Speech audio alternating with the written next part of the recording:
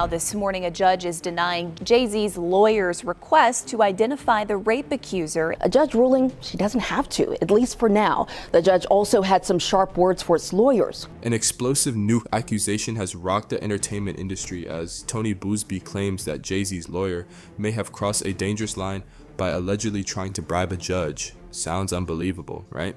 Well, here is everything you need to know about the case's recent development. Join us as we uncover how Busby bravely exposed Jay-Z's shady moves, conspiracy claims. Busby claims a broader conspiracy that involves not just Jay-Z's crew, but may also link to Diddy's legal issues. It is reported that Roc Nation has been funneling resources to obstruct current investigations involving both moguls. It has also been reported that these methods involve the utilization of forged documents, secret recordings, and a supposed slush fund to finance these actions. This is not the first time Jay-Z's legal team has faced such claims. Earlier cases have also featured accusations of harsh methods intended to deter opposing lawyers and intimidate witnesses. This behavior pattern is concerning. However, it is Jay-Z's bold legal strategies that are presently drawing attention, though for unfavorable reasons. His reply has been far from subtle, rejecting standard legal disavowals in favor of a more aggressive strategy aimed at discrediting everyone involved and altering the storyline to benefit himself. Jay-Z first rejected the claims as absurd, labeling the lawsuit as a bid for extortion. He wasn't just denying the allegations, he was establishing himself as the real victim in this situation. Lots of speculation. Are you dating Beyonce? Are you not? Are you two together? What's going on? His tone was firm, definite, and clearly understandable. This circumstance goes beyond just protecting his reputation. It also involves revealing others implicated. From his perspective, the whole situation is a plot designed to attract attention and make money. Moreover, Jay-Z made the extra move of submitting a counterclaim against Tony Buzbee, alleging that the lawyer committed defamation and extortion. To strengthen his identity, he highlighted his Brooklyn roots, claiming that he is not someone to be taken lightly, exuding an air of resistance. However, public opinion indicates that his remark might have unintentionally portrayed him in a more questionable manner. In the meantime, Busby seemed unbothered by Jay-Z's behavior, opting to strengthen his position by claiming Jay-Z's lawyers have been practicing harassment and intimidation against him. He also posted a sentimental photo from his Marine days, along with a caption emphasizing his strength in facing bullying. Busby showed assurance that the public would recognize the efforts to undermine him and his clients, pledging to shield them from harassment. The situation intensified as Busby alleged that investigators were contacting his clients with monetary incentives to file lawsuits against his law practice. Tony Buzbee has stated that numerous clients he represents have been contacted by investigators who are reportedly providing them financial incentives to file lawsuits against the Buzbee law firm. Busby firmly believes that these actions are orchestrated by agents of Jay-Z and Diddy. This issue seems to stretch beyond just one event, with several influencers reporting that they were approached by investigators from New York. These researchers asked about their material concerning Diddy and suggested financial payment for producing different content. One person, Secret Service Samson, has been recognized as one of those who were contacted. The fascinating element of this situation is the relationship between the New York-based detectives and the allegations against Jay-Z's legal representatives, indicating a possible connection that could elevate the matter into a major scandal. If these claims prove to be valid, they would not only be troubling, but also bring about significant legal and ethical issues related to the practice of encouraging people to initiate lawsuits. Busby is dedicated to opposing these actions, promising to expose any immoral practices related to this case. In the meantime, Jay-Z's lawyer has been vigorously working to file motions that would force the supposed victim, known as Jane Doe, to reveal her identity publicly. In the midst of all these, it was the judge's reaction that surprised everyone. But before we get to that point, let's see how Busby faced Jay-Z's legal team. Tony Buzbee challenges Jay-Z's legal team. The rap tycoon, along with Diddy, has been accused of an event involving a 13-year-old girl at a 2000 VMAs after party, assertions that both parties have denied. Tony Buzbee has resurfaced, amplifying his campaign to support his client Jane Doe, who is levying grave accusations against Jay-Z. In reply, Jay-Z's legal crew is utilizing various strategies to reject these allegations, such as warnings of penalties, exploitation of federal rules, and significant media plotting. Alex Spiro, Jay-Z's legal team, has submitted motions to dismiss the lawsuit, claiming that it has no merit and is simply a concoction. Nonetheless, Busby is determined to challenge what he views as gaslighting. In addition, Jay-Z's team has shown signs of urgency by requesting sanctions, arguing that contradictions in Jane Doe's story justify a swift dismissal of the case. They have also asked the court to fast-track the proceedings, seeking to cut the usual 21-day safe harbor period down to just 1 day. Busby strongly dismissed this proposal, labeling it as representative of entitlement and bad faith, which is a perspective that is valid. He stressed that the judicial system must remain unaffected by money or authority. Moreover, Busby directly confronted the claims of inconsistency, reminding everyone that his client is recounting events from more than 20 years ago when she was merely 13 years old and is autistic. So this means that anticipating perfect memory from an individual in such situations is not only impractical but also extremely thoughtless. Judicial bodies have recognized that victims of molestation often struggle to remember particular dates and details, and this case illustrates that truth. Nonetheless, the scenario becomes even more fascinating as everyone speculates that Jay-Z's legal team is not just concentrating on their own interest, they are also trying to protect Diddy. Certainly, even with public claims about their absence of friendship, it seems that Jay-Z might be working discreetly to support his associate, who is likewise caught up in legal troubles. The legal difficulties confronting Jay-Z are growing into a major spectacle, and this issue goes beyond just him. His notable lawyer, Alex Spiro, a significant presence in the legal field, has also come under examination. Spiro has been proactively interacting with the media, trying to shape the story concerning this case, from downplaying Jane Doe's claims to completely rejecting any ties between Jay-Z and Diddy. His confidence prompts inquiries, especially when there is significant proof of their enduring friendship. At the same time, Jay-Z's legal tactics seem to be becoming chaotic. Measures like removing posts, reposting declarations, and making threats are not creating a positive impression. Busby has condemned their attempts to hide the truth and rush decisions, describing their method as confrontational, if not entirely illegal. In general, it appears that Roc Nation might be turning to extreme tactics, exposing the ROC Nation. Tony Buzbee has emerged as a prominent figure in a complex legal controversy, alleging that the legal team associated with Roc Nation has engaged in a series of unethical practices that raise serious questions about their conduct. According to Busby, these alleged practices encompass bribery, illegal solicitations, and intimidation tactics, all purportedly aimed at obstructing justice in a separate case involving the well-known music mogul Diddy. The gravity of these allegations is underscored by claims that the Roc Nation team utilized burner phones, counterfeit badges, and substantial bribes totaling $110,000 to further their agenda. In the lawsuit filed by Busby, he asserts that representatives from Roc Nation attempted to manipulate his former clients into initiating lawsuits against him, suggesting a coordinated effort to undermine his professional standing in legal practice. While it is crucial to approach such serious claims with a degree of skepticism, the implications of Busby's allegations could pose significant legal challenges for Jay-Z and his associates at Roc Nation. A particularly striking aspect of Busby's claims is his assertion that he possesses audio recordings that substantiate his allegations.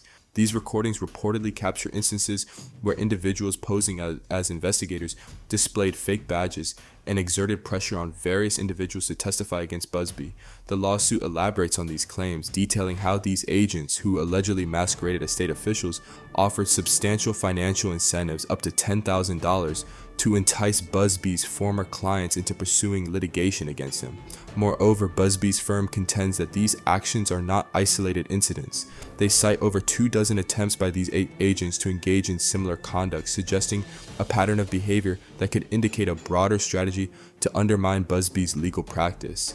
If these allegations are proven to have merit, it could signal a serious legal predicament for Jay-Z and his organization, potentially leading to significant repercussions not only for Roc Nation but also for the individuals involved in these alleged unethical practices. The unfolding of this legal drama will undoubtedly attract considerable attention, as it raises critical questions about the integrity of legal practices within high-profile circles. Gerardo Garcia, a former client, disclosed information after 2 agents arrived at his residence, claiming to represent the state of Texas. Allegedly, they pressured him to retrieve old legal documents and accused Busby of improperly handling his 2020 settlement. When Garcia remained uncooperative, they reportedly offered him financial incentives to change his allegiance, which he declined, opting instead to inform Busby's firm about the encounter. Notably, one of the agents, Jessica Santiago, inadvertently revealed her association with Marcy Croft, an attorney linked to Roc Nation. This situation raises significant concerns regarding legal ethics. Marcy Croft is a prominent figure within Roc Nation, an organization recognized for its advocacy in criminal justice reform and high-profile litigation. According to Busby, Croft has been orchestrating this entire scheme in collaboration with Quinn Emanuel, a prestigious law firm representing Jay-Z in various legal matters. If these allegations hold merit, both firms could face severe legal repercussions. The irony is palpable.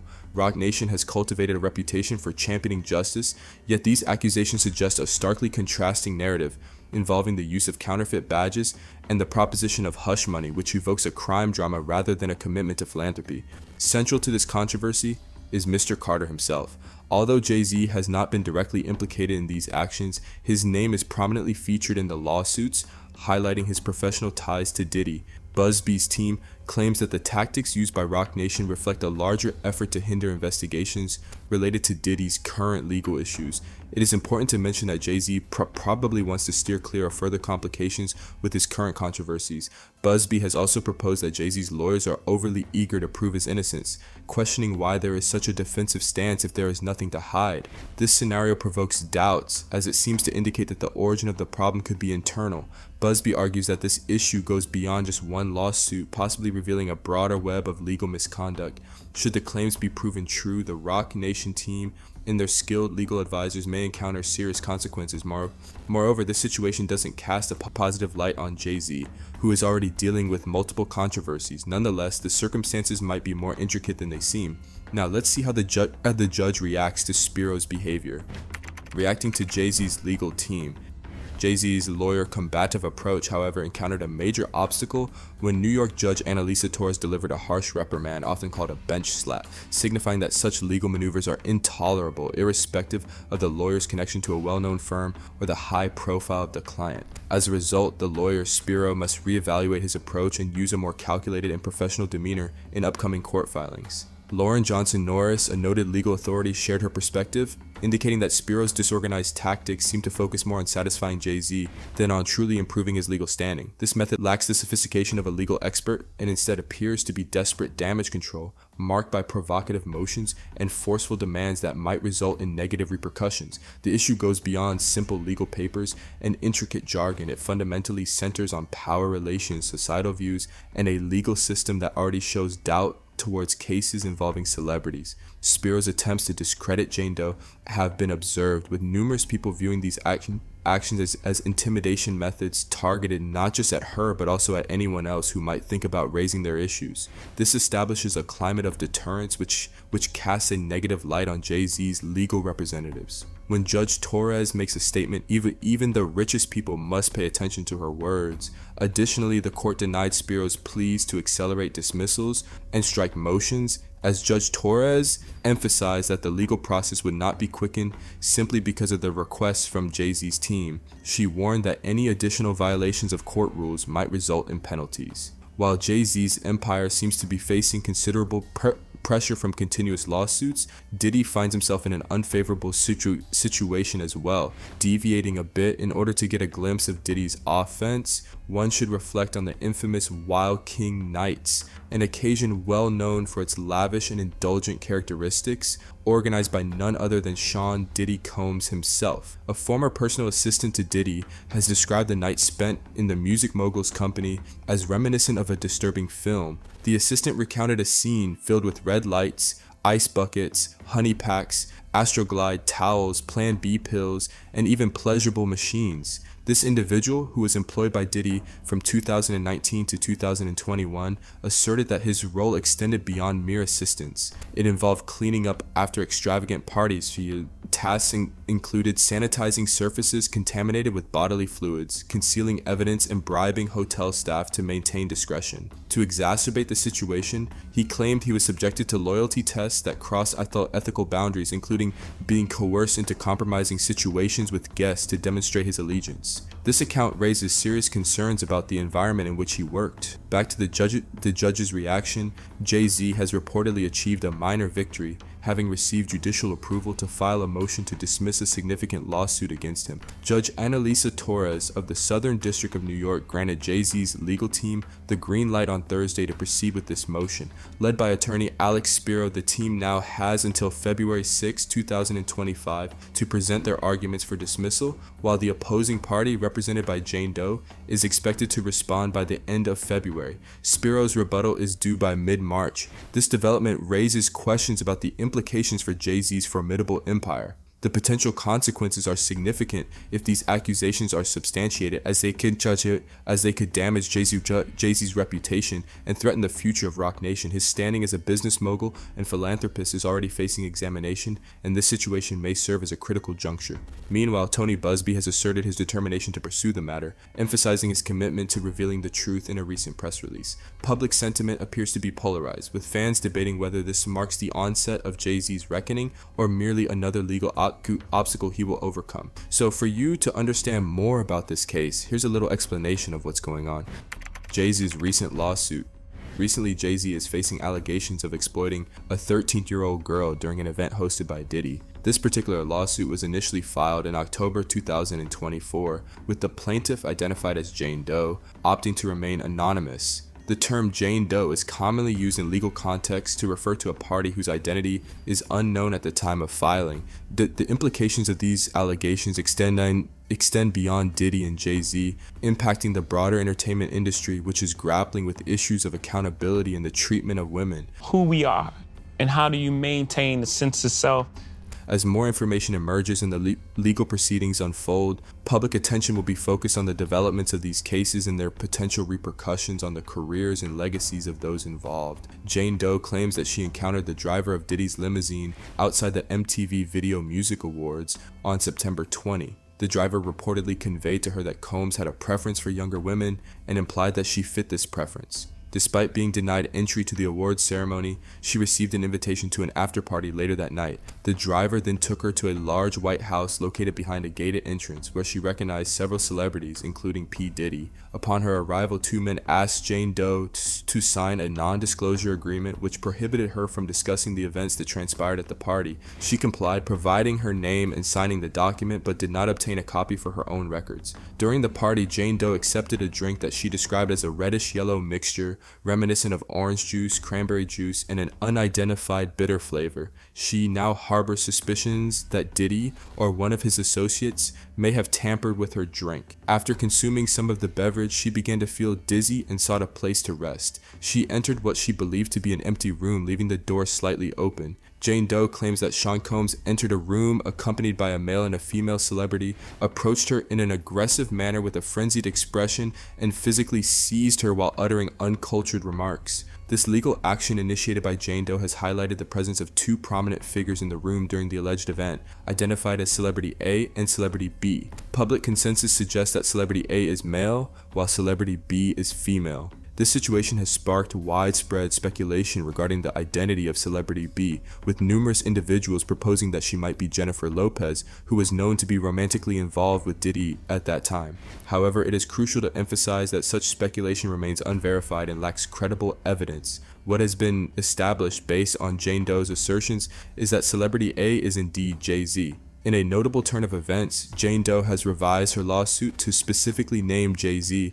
making grave allegations against him, including claims of molestation that purportedly took place during the incident when she was merely 13 years old. If you enjoyed this video, like and subscribe, and also click the next video shown on your screen.